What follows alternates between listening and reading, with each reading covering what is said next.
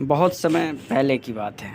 एक नगर में एक ब्राह्मण और ब्राह्मणी रहते थे। ब्राह्मण ने घर में एक नेवला पाल रखा था। उसे नेवला बहुत प्यारा लगता था और वह उसकी पूरी देखभाल करती थी। नेवला पूरे घर में घूमने को स्वतंत्र था। कुछ समय पश्चात ब्राह्मणी के घर एक लड़का पैदा हुआ। तब ब्राह्मण ने अपनी पत्नी से कहा, देखो, हमारे घर में एक प्यारे से बच्चे ने जन्म लिया है। अब हम इस नेवले को घर से निकाल देते हैं, कहीं यह नेवला अपने बच्चे को नुकसान न पहुंचा दे।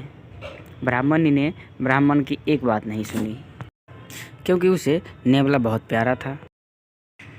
नेवला घर में पहले जैसा ही रहने लगा। ब्राह्मणी अपने बेटे के साथ साथ उस नेवले का भी पूरा ख्याल रखती। धीरे धीरे समय गुजरने लगा। एक दिन ब्राह्मणी पास के कुएं से पानी लेने गई। बच्चा घर पर पालने में सो रहा था और नेवला पास में ही आराम कर रहा था। इतने में कहीं से सांप आया और बच्चे की पालने की तरफ बढ़ने लगा। नेवले ने सांप को बच्चे की तरफ आते देखकर वह सतर्क हो गया। नेवला तो वैसे भी सांप का दुश्मन होता है। नेवला सांप के ऊपर टूट पड़ा। बहुत देर सांप से लड़ाई करने के बाद नेवले ने सांप के टुकड़े टुकड़े कर दिए। इस कारण घर में सब तरफ खून के छींटे बिखर गए। नेवले का मुंह भी खून से भर गया। नेवला बहुत ही खुश हुआ कि उसने अपने मालिक के बेटे की जान बचा ली।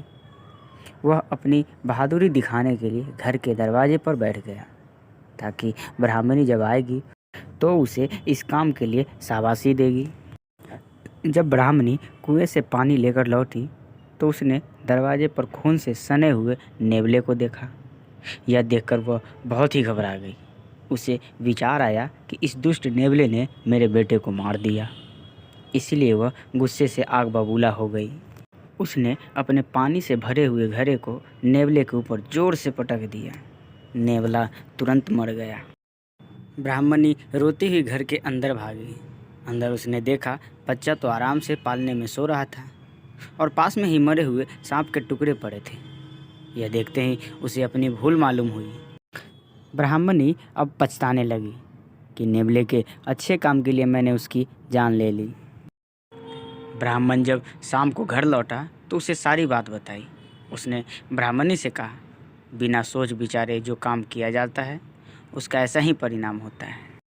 दोस्तों, हमारे जीवन में भी बहुत सारे पल ऐसे आते हैं जिसमें हम आवेश में आ जाते हैं। ऐसे में भावनाओं में बहे बगैर पहले सोचें, समझें और फिर निर्णय लें, क्योंकि कुछ देर बाद जब हमें अपनी गलती का एहसास होता है तो फिर पछताने के अलावा कुछ हाथ नहीं लगता है।